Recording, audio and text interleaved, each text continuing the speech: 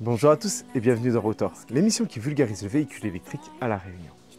Aujourd'hui, je vais à nouveau vous parler de l'autonomie, mais on va aborder le sujet d'une manière un petit peu différente.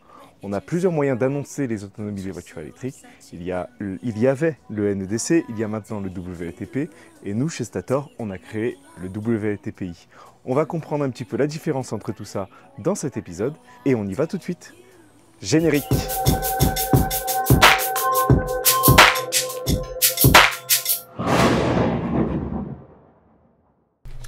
Dans cet épisode, je vais donc encore vous parler des autonomies des voitures électriques. Mais cette fois, on s'attardera sur un aspect un peu plus théorique de ce chiffre qui va me mener à vous expliquer pourquoi nous nous donnons la peine de faire le tour de l'île en voiture. Je commence par vous présenter ce qu'est un cycle d'homologation. Et tant qu'à diverger, on va aussi parler des voitures thermiques. Vous pouvez faire entrer la voiture thermique s'il vous plaît ? Voilà. Là, ce truc en dessous, c'est une voiture thermique. Et il y a quelques dizaines d'années, on s'est rendu compte qu'en se déplaçant, cet objet causait deux problèmes. D'abord, il pollue, et ensuite, il consomme du carburant. Ces deux problèmes sont nécessaires pour son fonctionnement. Pas possible de les supprimer. Par contre, la question de maîtriser ces problèmes s'est très vite posée. On a donc demandé aux constructeurs de moins polluer et de moins consommer. Mais moins, qu'est-ce que ça veut dire? Est-ce qu'ils doivent rejeter 100 grammes, 1000 grammes? Et puis, comment on compte mesurer ce qu'ils rejettent? C'est pour ça qu'on a décidé de mettre en place deux choses. D'abord, les seuils de polluants, et ensuite, le cycle d'homologation. Pour le premier point, les seuils ont été mis en place par les normes Euro, et je vous invite à consulter le Wikipédia sur le sujet que vous trouverez en description pour en savoir plus. Le deuxième point nous intéresse particulièrement aujourd'hui. On va donc voir ensemble ce que c'est un cycle d'homologation. Il s'agit en fait d'une consigne de vitesse qu'on va donner au conducteur au cours du temps.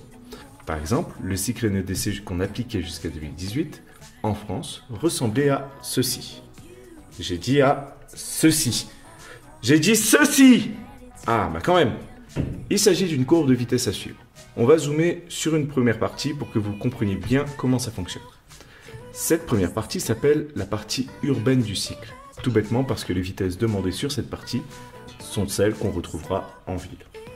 Dans cette première partie, donc, le conducteur va devoir rester à 0 km/h, moteur allumé, pendant une quinzaine de secondes.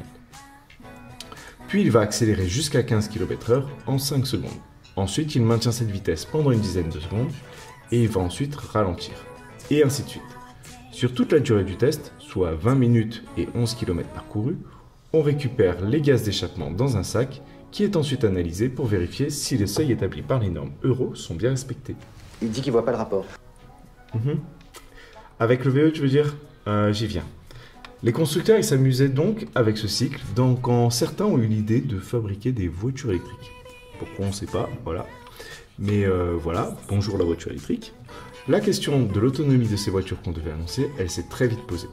Et nos chères têtes pensantes ont alors décidé d'utiliser le cycle NEDC. Et oui, encore lui. On prenait donc la voiture électrique et on lui faisait parcourir les 11 km du cycle. La voiture perdait alors un certain pourcentage qui était mesuré précisément. Et à la fin du test, par exemple, si la voiture avait perdu 5% de batterie, l'autonomie, c'était 11 km divisé par 5%, soit 220 km. Bien sûr, c'est juste un exemple. Personne n'oserait annoncer de telles autonomies avec des voitures qui avaient moins de 22 kWh de batterie. Personne ne ferait ça. Oh wait. Bon ok, merci pour le cours sur le NEDC. Mais le WLTP alors? Eh bien, nous sommes en 2017.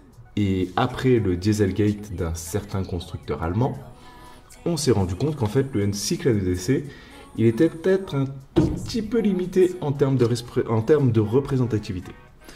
Retour des têtes pensantes qui décident de changer ce cycle et voilà donc débarquer le WLTP.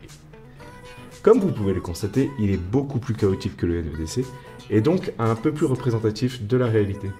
Donc on peut s'y fier au WLTP? Oui et non. En fait, l'autonomie WLTP, c'est l'autonomie que la voiture a obtenue en suivant ce profil de vitesse précisément, à 23 degrés, sans aucun consommateur comme la climatisation, le chauffage ou la radio, etc., etc., dans un laboratoire sur un banc à rouleau. Autant dire que ce n'est pas ce qu'on fait au quotidien, même si ces fortes accélérations et décélérations permettent de se rapprocher un petit peu plus des conditions réelles. Mais parfois, on pourrait avoir une autonomie supérieure au WLTP, par exemple si on fait que de la ville, mais si le plus souvent, cette autonomie, elle sera inférieure à cette valeur. Ce qui nous mène à la deuxième source d'information sur l'autonomie restante, à savoir le GOM. Le GOM, c'est Guess Zero Meter, ou devine le zéromètre en français. Moi, je l'appelle plutôt le devinomètre. Cet indicateur, il apparaît sur le tableau de bord des voitures pour indiquer l'autonomie estimée restante. Et je vous en parle dans presque tous les essais qu'on fait, en vous disant de ne pas s'y fier. Ah, génial. Bon, bah, quitte à perdre notre temps, explique-nous pourquoi on peut pas s'y fier non plus. Bon, clairement, il donne une indication. C'est indéniable. En regardant ce chiffre, vous aurez une estimation grossière de ce que vous pourrez encore parcourir, et son avantage, c'est que plus vous vous rapprochez de zéro, et plus il est précis. Enfin, si on peut appeler ça un avantage. Normalement, on ne veut pas aller trop près de zéro, normalement. La raison pour laquelle on ne peut pas lui faire entièrement confiance, c'est sa méthode de calcul. Sur certains véhicules, il est tout bêtement raccroché au WLTP. Par exemple, sur les anciens ZS, une fois le véhicule chargé à 100%, il indique systématiquement 263 km, soit le WLTP du ZS. Arrivé à 50%, il indiquera 132 km, soit la moitié de cette valeur. Si on ne peut pas se fier au WLTP comme je vous l'ai expliqué précédemment, on ne peut pas non plus se fier au GOM sur ces véhicules. Pour d'autres véhicules, cette estimation elle est basée sur la consommation sur une certaine distance qu'on vient de parcourir. Et naturellement, plus cette distance est grande et plus l'estimation est précise. Prenons par exemple le cas d'une Zoé de première génération qui part de Saint-Pierre pour monter jusqu'au col de Bellevue. Cette montée, elle fait 30 km. Mais si le devinomètre il se base uniquement sur ces 30 derniers kilomètres, tout ce qu'il connaît, c'est une consommation énorme. Et il va donc estimer que la voiture elle ne fera que monter pour le restant de ses jours. L'autonomie indiquée sera alors ridicule et vous serez étonné de voir qu'elle sera passée par exemple de 200 à 50 km, alors que vous avez parcouru que 30 km effectivement. Et cet affichage il sera d'autant plus faux que vous apprêtez certainement à refaire une descente de 30 km qui non seulement ne consommera pas un seul kWh, mais en plus va recharger votre batterie grâce à la régénération.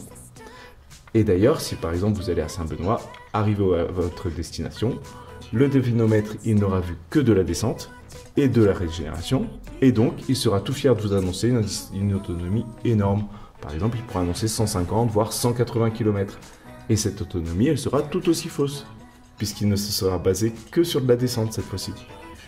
Ok, les constructeurs mentent, les voitures aussi. Comment je fais moi pour utiliser ma voiture si je peux pas me baser sur ces chiffres-là? C'est une très bonne question. Et en fait, au quotidien, c'est le pourcentage de batterie qui sera déterminant. Si votre batterie, elle passe par exemple de 100 à 50% après avoir parcouru 100 km, c'est que, en toute logique, vous disposez encore de 50%. Vous me suivez? Et donc, vous pouvez à nouveau faire 100 km. Évidemment, ça va dépendre de comment vous avez conduit les derniers kilomètres et comment vous allez conduire les prochains kilomètres. Si vous avez fait que de la 4 voies précédemment et que vous vous apprêtez à faire que de la ville, vous allez plus avoir plutôt autour de 130 voire 140 km que les 100 km que vous venez de parcourir sur la 4 voies. Le plus important dans tout ça, c'est que vous allez très vite apprendre à ne plus vous inquiéter pour cette autonomie. Parce que comme je vous l'ai expliqué dans l'épisode 2 de Rotor, quoi qu'il arrive, à La Réunion, vous êtes à moins de 150 km de chez vous. Vous vous rendrez donc très vite compte que votre autonomie, elle suffit dès lors que vous avez acheté une voiture qui correspond à vos besoins. Ouais. Un dernier détail, mais correspond à mes besoins. Comment je peux savoir que ça correspond à mes besoins si les chiffres que m'annoncent les constructeurs ne sont pas corrects?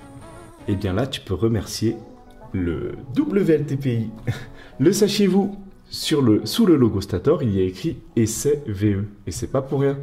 Notre principale activité sur cette chaîne, c'est de faire le tour de l'île par les plaines aux voitures disponibles à La Réunion. On nous a d'ailleurs fait plusieurs fois la remarque, mais notre tour de l'île n'en est pas vraiment un. On passe par les plaines, ce qui ramène à 170 km environ, au lieu des 200 km que fait le vrai tour de l'île. C'est pas vraiment pour tricher ou pour raccourcir le trajet qu'on passe par ici. C'est bien pour avoir un parcours plus représentatif de l'usage réel que vous aurez de votre voiture. Beaucoup de Réunionnais habitent dans les Hauts et on aime bien avoir la consommation après avoir pris une très grande montée comme pour aller au col de Bellevue. D'ailleurs, si on y regarde bien, la surconsommation qu'on va avoir en montant et en redescendant, elle compense au moins en partie ce qu'on gagne à avoir un trajet raccourci de 30 km. Et voilà, vous savez tout ce qu'il y a à savoir sur les différents cycles d'homologation et sur pourquoi nous, chez Stator, on a créé WLTPI. Il y a encore pas mal de questions auxquelles on doit répondre, on doit aborder différents sujets, mais ça, ce sera dans d'autres épisodes de Rotor. À bientôt les électrifiés.